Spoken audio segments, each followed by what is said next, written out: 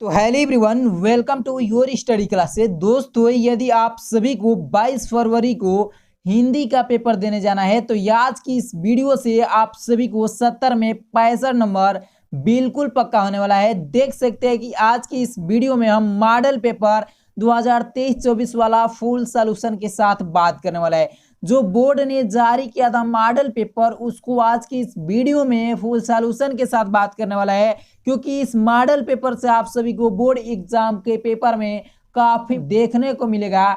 तो देख सकते हैं इस मॉडल पेपर को फुल सॉल्यूशन के साथ। ठीक है, ये आपका जो विषय है हिंदी का है। हिंदी का है। समय जो आपका मिलता है आप सभी को पता ही होगा कि 3 घंटे 15 मिनट का समय मिलता है। और पूर्णांक कितने नंबर का होता है भाई? तो 70 नंबर का होता है। ठीक है, यहाँ पर निर्देश को पढ़ लीजिएगा एक बार। जब भी आपको पेपर मिले तो निर्देश को एक बार जरूर पढ़िएगा, क्योंकि निर्देश को पढ़ने से आपको पता चलता है कि हमको एग्जाम में कौन सी गलती नहीं करना है। ठीक है, गलती नहीं करना है। यदि गलती करते हैं तो आपको एग्जाम की कॉपी ही नहीं चेक होगी, और कॉपी चेक नहीं होगी तो फेल होने की संभावना 100% है।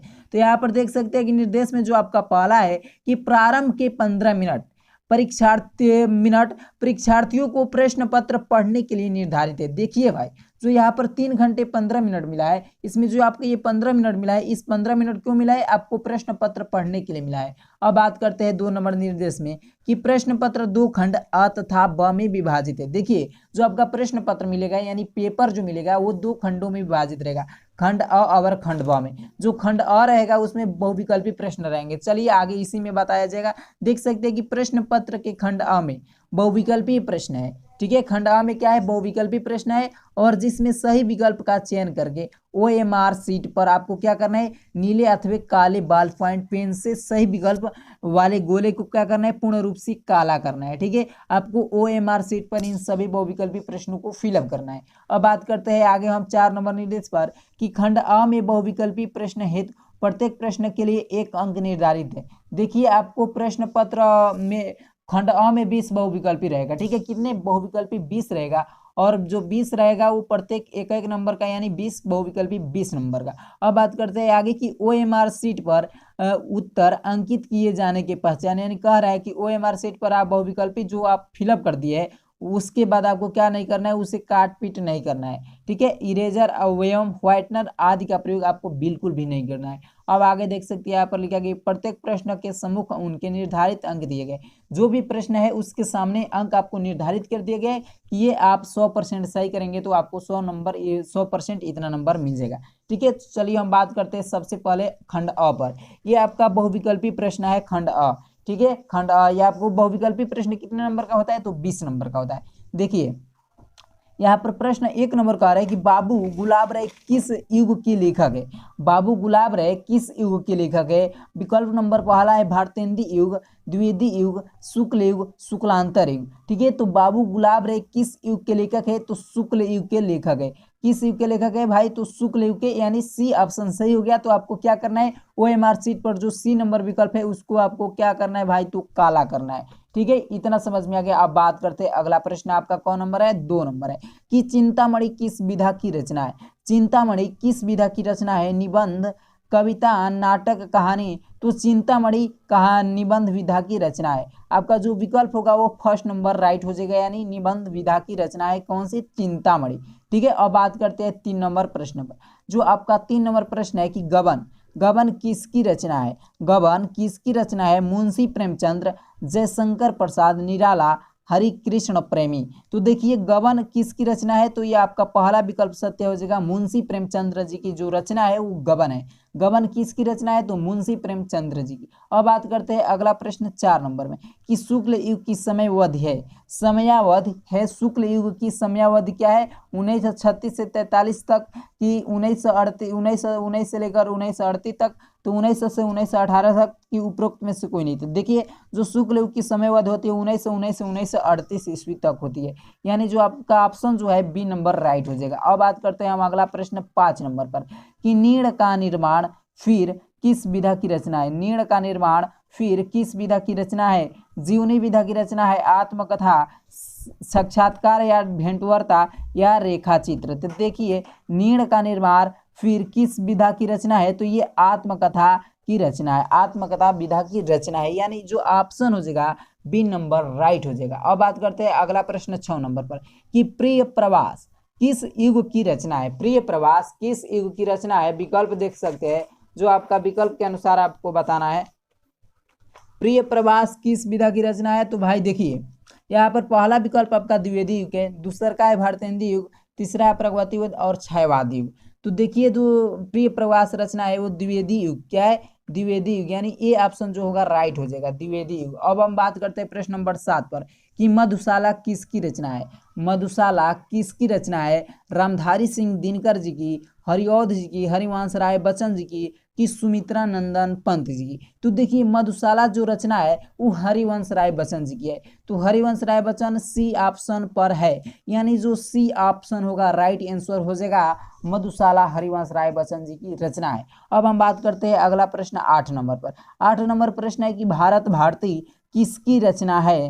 भारत भारती किसकी रचना है, सिया राम शरण गुप्त जी की, मैथिली शरण गुप्त जी की, जयशंकर प्रसाद जी की, महादेवी वर्मा जी की। तो देखिए भारत भारती जो है मैथिली शरण गुप्त जी की रचना है। आप सभी को पता होगा कि मैथिली शरण गुप्त जी की रचना कौन सी है, तो भारत भारती, यानी जो ऑप्शन होगा वो बी नंबर राइट हो जाएगा, मैथिली शरण गुप्त। अब बात करते हैं हम अगला प्रश्न 9 नंबर। 9 नंबर में आपका जो प्रश्न है क्या है कि आधुनिक काल कब से कब तक है। भाई आधुनिक काल कब से कब तक है, सन 1843 से अभी तक है कि 1643 से 1843 तक, कि 1918 से 1936 तक, कि 1936 से 1943 तक। ठीक है, तो आधुनिक काल कब से कब तक चला, तो 1843 से अभी तक भी चल ही रहा है। ये आपका कौन सा काल है, तो ये आपका आधुनिक काल ही है, यानी 1843 से अभी तक जो चल रहा है ये हमारा आधुनिक काल है, यही आधुनिक काल है। अब बात करते हैं हम अगला प्रश्न 10 नंबर पर कि मोतीराम किस युग के कवि है। भाई मोतीराम किस युग के कवि है, आधुनिक काल के कवि है, आदिकाल के कवि है, भक्ति काल के कवि है, रीति काल के कवि है। तो देखिए कि मोतीराम किस युग के कवि है, वो रीतिकाल के कवि है। क्या है, रीतिकाल के कवि है, यानी जो आपका डी नंबर होगा राइट आंसर हो जाएगा रीतिकाल।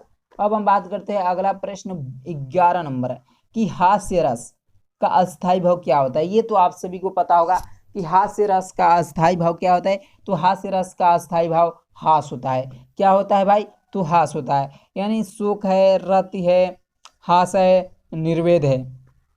तो हास्य रस का स्थायी भाव जो होता है हास होता है। क्या होता है, हास होता है, यानी जो आपका ऑप्शन होगा सी नंबर बिल्कुल सही हो जाएगा, यानी हास हो जाएगा, हास्य रस का अस्थायी भाव हास हो जाएगा। अब हम बात करते हैं अगला प्रश्न आपका 12 नंबर पर कि 12 नंबर भाई प्रश्न है तो क्या है, 12 नंबर है कि सुहत ओढ़े पित पट श्याम सलोने गात मनो नीलमणि शैल पर आतप परियो प्रकाश मनो, इसमें कह रहा है कि स्वत ओढ़े पीठ पर श्याम सलोनी गात मनो नीलमणि शैल पर आतप परियो प्रकाश, इसमें कौन सा आपको जो ये पंक्ति है इस पंक्ति में कौन सा अलंकार है, अलंकार आपको बताना है। तो देखिए सुहत ओढ़े पीठ पर श्याम सलोने गात मनो नीलमणि शैल पर आतप परियो प्रभात, यानी इसमें जो है उत्प्रेक्षा अलंकार है।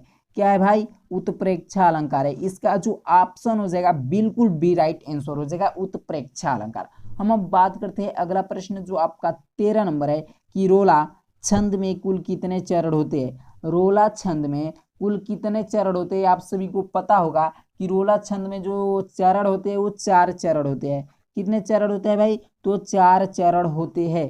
टोटल कितने चरण होते हैं, 4 चरण होते हैं रोला छंद में। अब हम बात करते हैं अगला प्रश्न जो आपका 14 नंबर है कि आकर्षण शब्द में किस उपसर्ग का प्रयोग किया गया है। देखिए उपसर्ग की बात की जा रही है, उपसर्ग जिस शब्द का उपसर्ग की बात की जा रही है उस शब्द का पहला जो ये आपका है ये इसमें क्या है, आकर्षण में उपसर्ग क्या है, तो आ है। क्या है भाई, आ। सबसे पहले क्या बात आ रही है, आ की आ रही है। तो इसमें जो आ आपको ये दिखाई दे रहा है डी नंबर पर, यही हमारा बिल्कुल राइट हो जाएगा। कब, जब उपसर्ग की बात की जाए तब। ठीक है, उपसर्ग की बात की जाए तब, तत्सम ये कुल अलग होता है, उपसर्ग की बात की जाए तब ये पहला। अब बात करते हैं हम अगला प्रश्न 15 नंबर। 15 नंबर प्रश्न है कि रचना के आधार पर वाक्य के कितने भेद है।